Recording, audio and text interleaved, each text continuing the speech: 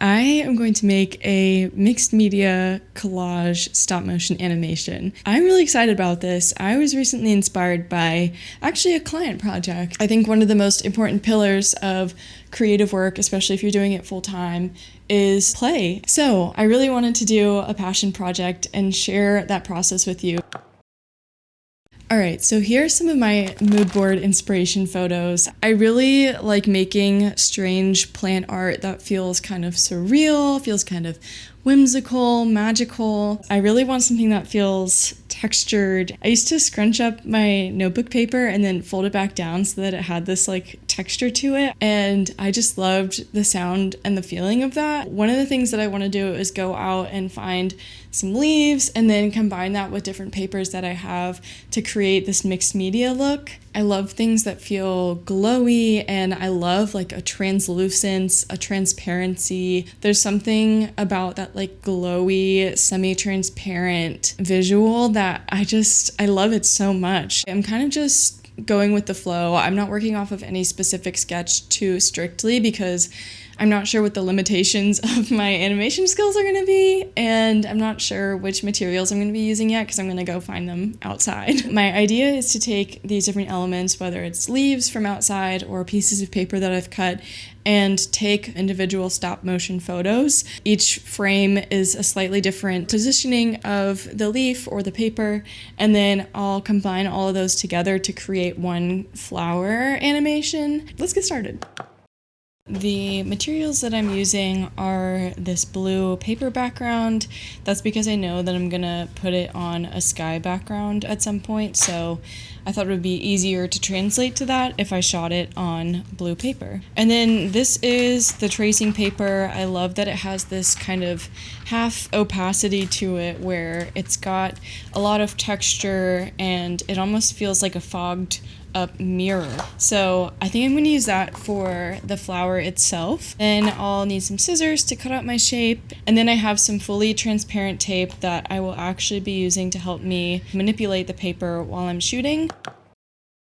I kind of went with this kite-like shape, and I just love the transparency of this paper. So yeah, the wings, I guess we'll call them, will kind of fold in, and then they'll curl back to reveal this orb inside the flower. At least that's my plan. We'll see what I can do. And I'm using the clear tape to manipulate the petal of the flower itself, the piece of paper, so that I can tape it down so that it does not move while I'm taking my photos. The thing that is essential for stop motion photography and animations is having the camera not move. Editing is going to be so much easier. You can kind of see my setup here. Neutron decided to join me because he's hooked at the hip. And here he is again now while I'm doing this voiceover. He loves these floor pillows that I got. I have a tripod specifically that allows me to kind of do these aerial horizontal shots. We've had this like fog on the windows that made it such a cozy vibe for creating, and I just got really into the flow of doing this. It was like a puzzle trying to figure out how to manipulate it the right way. As you can see here, it is like taped to the blue paper, and then I actually had the blue paper taped down to my table. You just can't see it because it's clear tape. Neutron took my spot, inevitably, on the floor cushion. Anything that may make me pay more attention to him or that is perceived as valuable to me, he likes to make his way over there. So yeah, it was kind of just a rinse and repeat process of folding it, taking a photo, folding it again, taking a photo, these very small little movements. I wasn't trying to do too many of them because I really didn't want to get in over my head, and this was more of an experimental phase before I got into the other parts of the animation.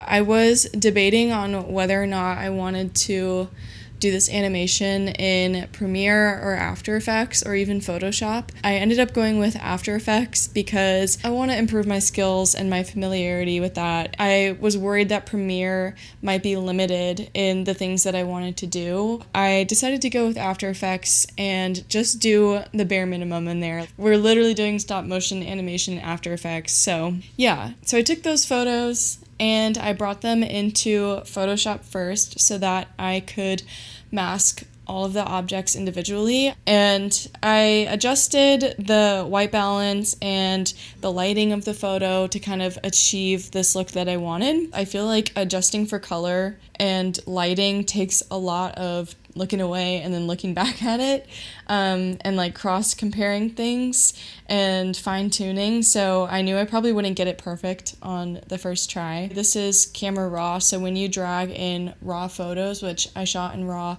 on my camera because I wanted to have as much data information as possible. So when you bring raw photos into Photoshop, it opens up camera raw. Who would have guessed? I ended up masking each individual frame of the flower and going in with the spot healing brush and the regular healing brush, and then sometimes the clone stamp to get rid of all those little remnants of the tape that showed up on camera. And this was actually super easy. It was just kind of tedious to do it across all the different frames, but that's the price that you have to pay, I fear. I love the spot healing brush. I learned this back in the day when I was doing a lot of film photography. A lot of people use the spot healing brush to get rid of little hairs and grains in the film scans. The regular healing brush is kind of like a clone stamp where you select where it pulls information from and kind of rewrites over that spot. It takes the texture and the color and like the dynamics of that spot that you pulled from and applies it without losing the texture of if you were to use like a clone stamp on 50% opacity.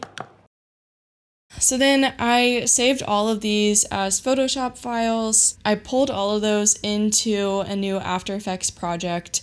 I think I did 1080 by 1440 pixels for the size of the project. I might have doubled it. I started to adjust where each individual frame was placed, and Command-Shift-D, I think, is the shortcut to cut it. When you split an individual layer, it will split it into two different layers. I wanted the flower to open up and then close back down. For me, it's super helpful if they're in the right order in the composition so that you can kind of get a visual on the composition timeline itself.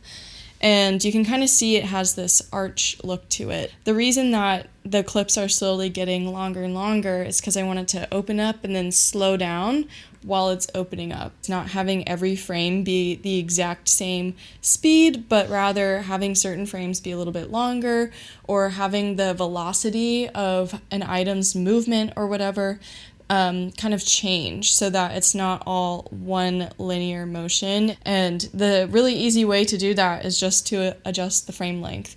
I pulled in a video of clouds. So this is why I shot it on the blue paper, so that it would kind of seamlessly blend into the cloud background. This was just a free video that I found on a random like free stock photo video website. I kind of went back and adjusted some of the lighting to the flower itself and the positioning and all of that. Opening up the Photoshop file and then saving it, it automatically updates in After Effects. I was playing a bit with the transparency of the actual paper flower itself, so I was kind of messing with the blend modes. I still don't know what all the blend modes mean.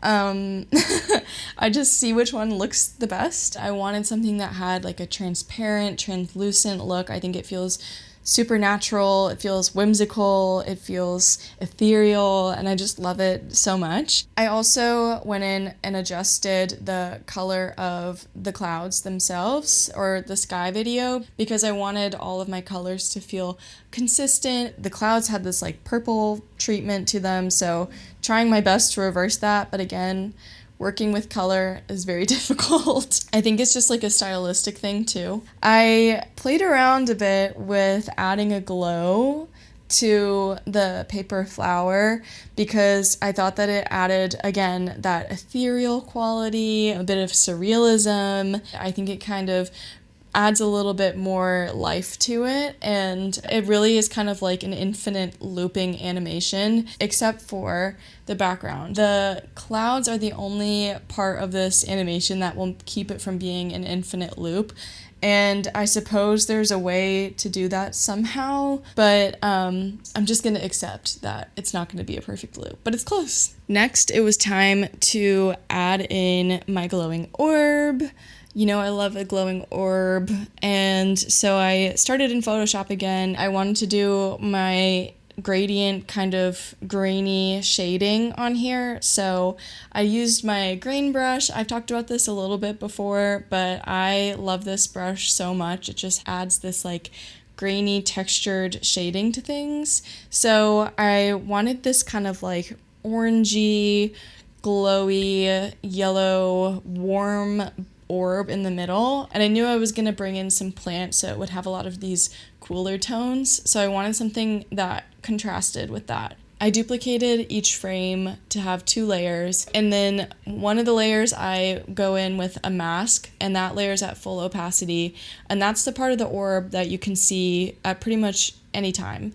And then the part of the orb that's hidden behind the paper, because I didn't actually shoot it on paper, I had to kind of fake the transparency again with the paper, is the unmasked orb at like 20 to 50% opacity, so that it's showing through a little bit, but not too much. I also wanted to add a glow here, and I find that the AfterEffects glow effect is really good, actually. I don't think you can do the same effect in Premiere, so that's one of the reasons that I chose AfterEffects over Premiere as well.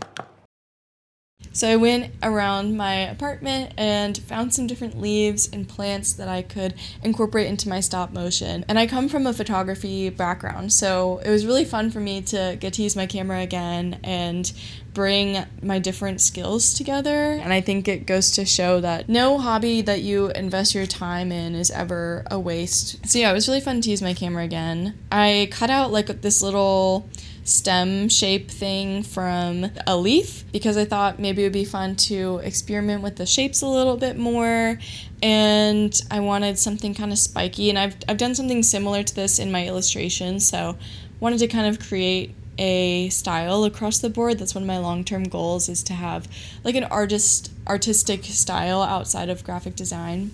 Neutron was there again, and of course I had to give him his enrichment sniffs. He loves sniffing anything green, plants, all the like. I can't actually have plants in my apartment outside of my greenhouse, my mini greenhouse, because he likes to eat them. I tried to have cat grass once, but every time he would eat it until he threw up, and so it just wasn't. He's not plant compatible, but he does like the sniffs. So I brought that in, and I brought all of my other leaf, grass, plant cutouts, and started to incorporate those a little bit more into the animation, and kind of playing with the transparency again with masking so that I have this paper flower really feeling 3D. And I think that's part of the surrealism, is having a 3D effect with a 2D medium, like bringing in photos and whatnot. And I think actually using paper and actually using plants for this added a lot of depth and character, and I played around so long with the grass and trying to make that work, but I just wasn't really liking any of it. It didn't feel like it had enough like substance to it, so I brought in these like round chunky leaves and thought that those worked a little bit better. I ended up using this flower stem from Flowers that Mark brought home. I just ended up using one photo that I took for that. Brought it into Photoshop again, adjusted the colors and all the lighting and whatnot. I had a vision for the stem to maybe do something wavy, but the stem just wasn't cooperating, so I had to just do something different, and I thought it'd be really cool if I made like a spiky stem. Maybe there's a way that I can manipulate this that's not just using the exact photo of the stem itself, and maybe I can create something cooler here. I love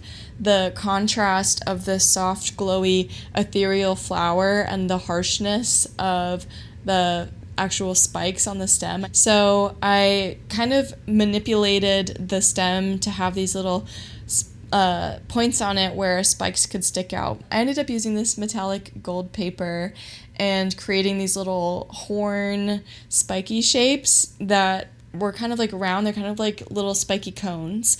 And I ended up doing a few different angles of the same exact spike just so that the lighting would look different in each one. And I brought those into Photoshop, kind of made the edge a little bit rounder so that it would fit nicely in the stem. You could see so much detail in the light, and I just thought that looked really cool. I love metallics, I love glowy things. It's nothing new really, but yeah.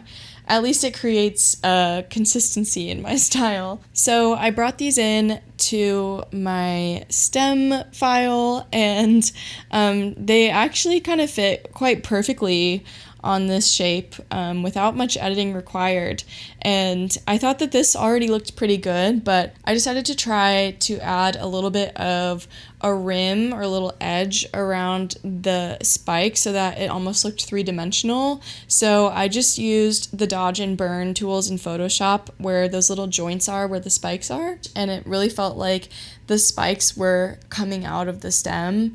And I did add shading to the base of one of these gold spikes, but then I forgot to do it on all the rest, so just ignore that part. Brought in the stem, and I really loved how it looked. I wanted all my greens to be a little bit warmer because the cooler green just wasn't really like doing it for me. I ended up bringing in the green leaves again at the end and adding them right under the paper flower, and I think that it ended up looking really good. And then I exported it as a GIF and an MP4 so that I could have both options. It actually didn't take too long to export too, which is very refreshing.